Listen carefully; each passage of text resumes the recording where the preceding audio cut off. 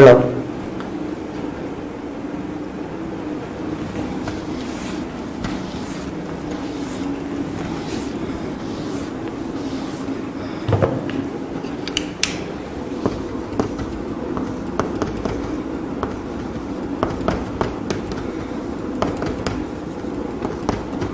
CH3 units है,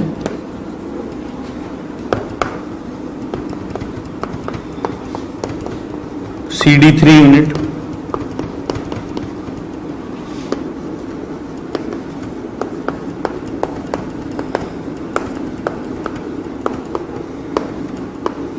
C3 unit,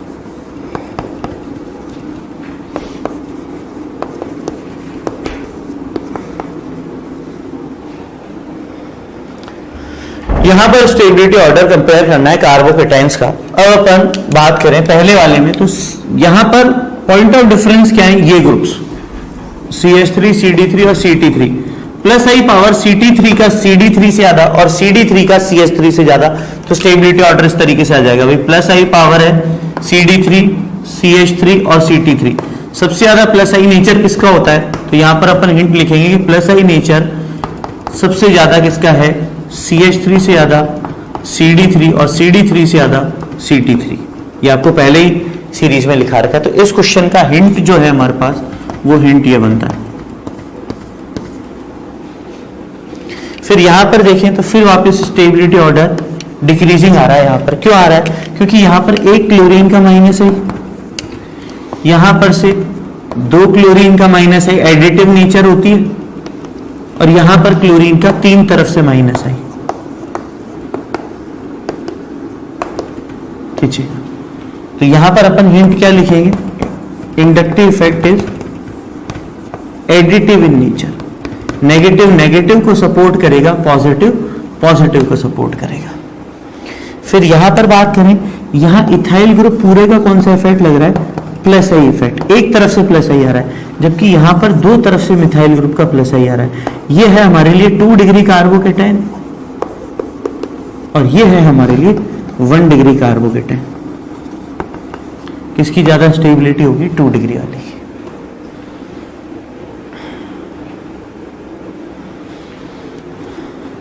फिर यह बहुत इंपॉर्टेंट क्वेश्चन बनता है, फ्लोरीन पास में तो माइनस आई स्ट्रॉन्ग, दूर से माइनस आई मीडियम, और दूर से फ्लोरीन का माइनस आई क्या पड़ गया, वीक। विड्रॉइंग ग्रुप जितना बेकार, स्टेबिलिटी उतनी ही ज्यादा। तो स्टेबिलिटी सबसे ज्यादा किसकी होगी, थर्ड कार्बोकेटाइन की। क्यों, क्योंकि माइनस आई यहां तक पहुंचते पहुंचते क्या हो जाएगा, बहुत डिक्रीज हो जाएगा। डिक्रीज हो जाएगा तो विड्रॉइंग पावर कम लगेगी, विड्रॉइंग पावर कम लगेगी तो स्टेबिलिटी क्या होगी, ज्यादा। देने वाला स्टेबिलिटी बढ़ाएगा, खींचने वाला स्टेबिलिटी कम करेगा। तो जितना बेकार खींचने वाला होगा स्टेबिलिटी उतनी ज्यादा होगी। फिर यह चीज ध्यान रखना बेटा, यहां पर जो सिंगल बॉन्ड में खाली पड़ा हुआ है, ये पड़ा हुआ है p ऑर्बिटल। यहां पर ये जो पॉजिटिव चार्ज खाली पड़ा हुआ है, ये पड़ा हुआ है sp2 ऑर्बिटल, और यहां जो ऑर्बिटल खाली पड़ा हुआ है वो पड़ा हुआ है sp, और यहां पड़ा हुआ है p ऑर्बिटल खाली।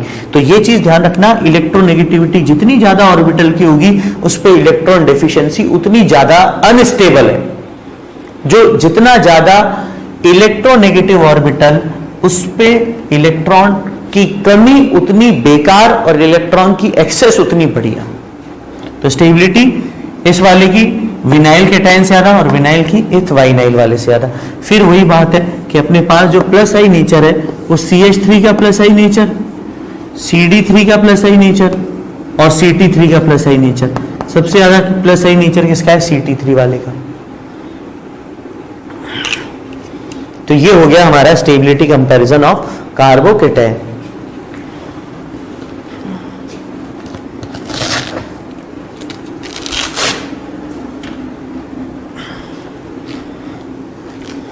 या ध्यान दें,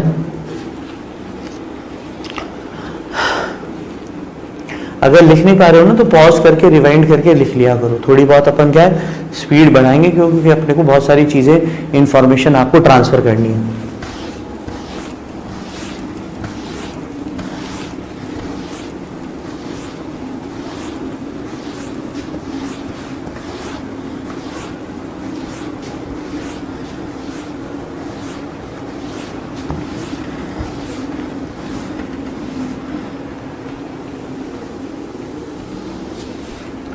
देखो ये बहुत बेसिक सी चीज है, इसको करके सारे कार्बोकेटाइन वगैरह की स्टेबिलिटी ऑर्डर आप कंपेयर करने मत लग जाना। अभी तो बहुत बेसिक एक इंडक्टिव इफेक्ट पढ़ा है। इंडक्टिव इफेक्ट के बाद अभी हाइपर कॉन्जुगेशन, रेजोनेंस वगैरह सब आएंगे।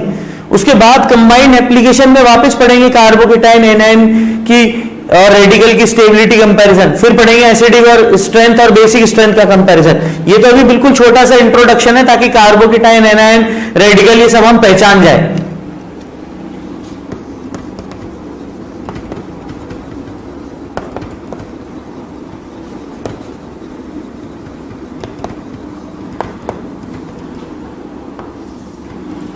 अगला हमारे लिए जो इंडक्टिव इफेक्ट का एप्लीकेशन है, stability comparison of carbon free radical. Carbon free radical की स्टेबिलिटी पर बात करेंगे। सी डॉट मतलब कार्बन फ्री रेडिकल। तो पहली चीज तो मुझे बताओ, carbon free radical electron deficient होता है या इलेक्ट्रॉन रिच होता है? इलेक्ट्रॉन डेफिशिएंट है। डेफिशिएंट है तो इलेक्ट्रॉन डोनेटिंग ग्रुप तो बढ़ाएगा स्टेबिलिटी। अगर मैंने इस पे कोई माइनस आई, माइनस एम और आर रेजोनेंस वाला इफेक्ट, अगर कोई भी इलेक्ट्रॉन विड्रॉइंग ग्रुप जोड़ा तो ये group carbocation carbon free radical की स्टेबिलिटी पर क्या इफेक्ट डालेंगे मुझे ये बताइए? डिक्रीज। फिर अगर मैंने यहां पर कोई plus I effect, plus H effect या प्लस आर इफेक्ट जोड़ा, जो कि कौन से ग्रुप है मेरे लिए? इलेक्ट्रॉन डोनेटिंग ग्रुप, ये रेडिकल पे जोड़ता हूं तो इनका इफेक्ट रेडिकल की स्टेबिलिटी पर क्या आएगा? ये करेंगे स्टेबिलिटी इंक्रीज। क्यों? क्योंकि हमारा जो कार्बन फ्री रेडिकल है वो डेफिशिएंट है। तो डेफिशिएंट पे इलेक्ट्रॉन डोनेटिंग ग्रुप तो मददगार साबित है और इलेक्ट्रॉन विड्रॉइंग ग्रुप बेकार है हमारे लिए। तो फिर जो स्टेबिलिटी ऑर्डर है वो इस तरीके से आ जाएगा कि CH3 वाले कैटायन नहीं लिख रहा, dot CH3 radical methyl radical से ज्यादा stable ethyl radical, ethyl radical से ज्यादा स्टेबल आइसोप्रोपाइल रेडिकल और आइसोप्रोपाइल रेडिकल से ज्यादा स्टेबल टर्शियरी ब्यूटाइल रेडिकल। नाम बहुत ज्यादा इंपॉर्टेंट है, नाम भी याद रखने। ये मिथाइल रेडिकल, ये इथाइल रेडिकल, ये अपने लिए आइसो प्रोपाइल रेडिकल और ये हमारे लिए टर्शियरी ब्यूटाइल रेडिकल। क्या लिखेंगे इसमें गणित? मिथाइल ग्रुप का इधर से एक तरफ से प्लस आई, यहां पर 2 मिथाइल ग्रुप का प्लस आई और टर्शियरी ब्यूटाइल में 3 मिथाइल ग्रुप का प्लस आई। जनरलाइजेशन वही हो जाएगा, मिथाइल फ्री रेडिकल से ज्यादा स्टेबल हो जाएगा RCH2 डॉट 1 डिग्री, 1 डिग्री से ज्यादा stable RCH R dot 2 degree और 2 डिग्री से ज्यादा स्टेबल हो जाएगा CR3 डॉट।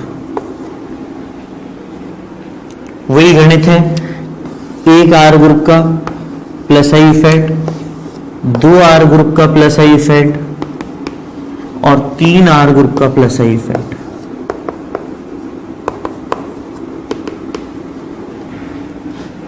ठीक है, तो ये चीज ध्यान रखना, 1 डिग्री फ्री रेडिकल से ज्यादा stable, 2 degree free radical, 2 degree free radical से ज्यादा स्टेबल, 3 डिग्री फ्री रेडिकल।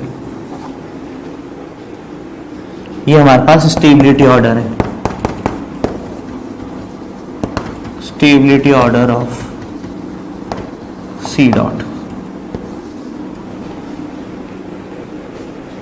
खींचने वाला वापस वही बात है, स्टेबिलिटी को डिक्रीज कर देगा। तो क्वेश्चन वैसे ही फ्रेम कर दूंगा, डॉट लगा दिया, NO2 फ्लोरीन क्लोरीन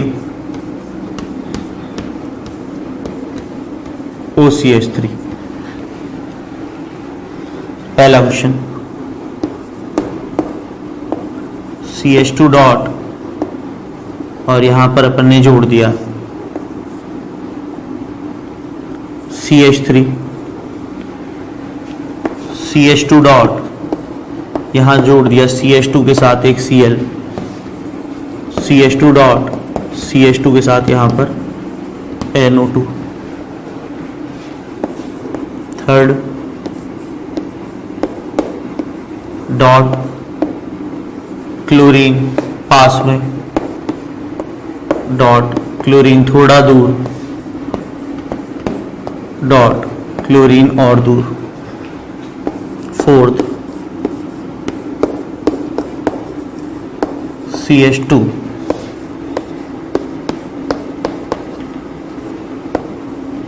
यहां डॉट,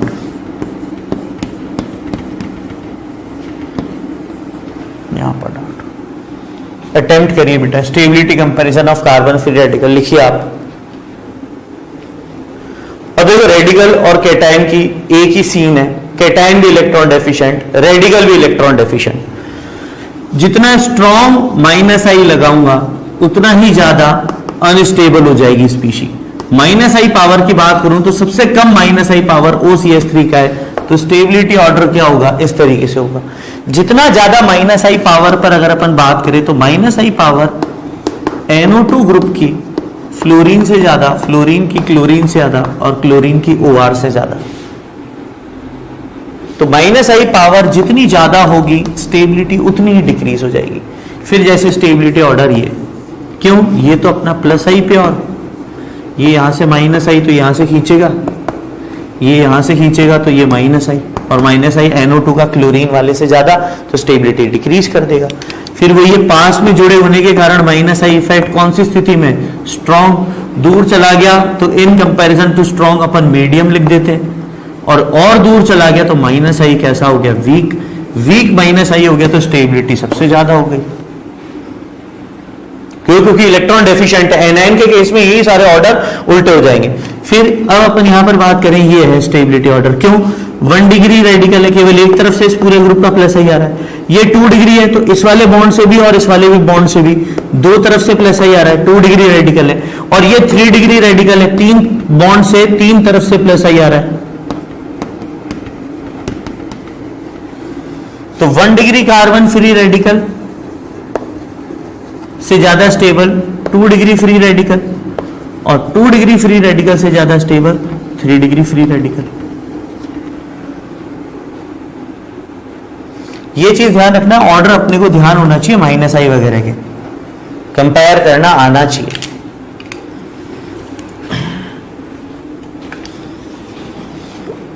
नोट कर लो एक बार पूरा, ये जस्ट इंट्रोडक्शन है।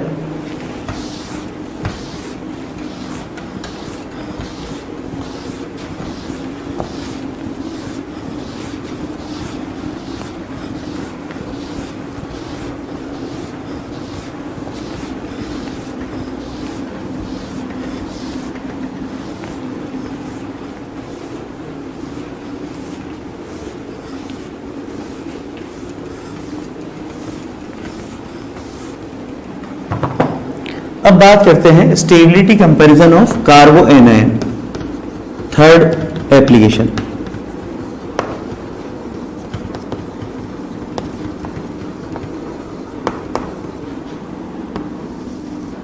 अब मुझे बताओ कार्बो एनायन कैसी स्टेट है, इलेक्ट्रॉन डेफिशिएंट है, इलेक्ट्रॉन रिच है, क्या है? तो अपन यहां पर बोलेंगे ये हमारे लिए इलेक्ट्रॉन रिच स्टेट होती है।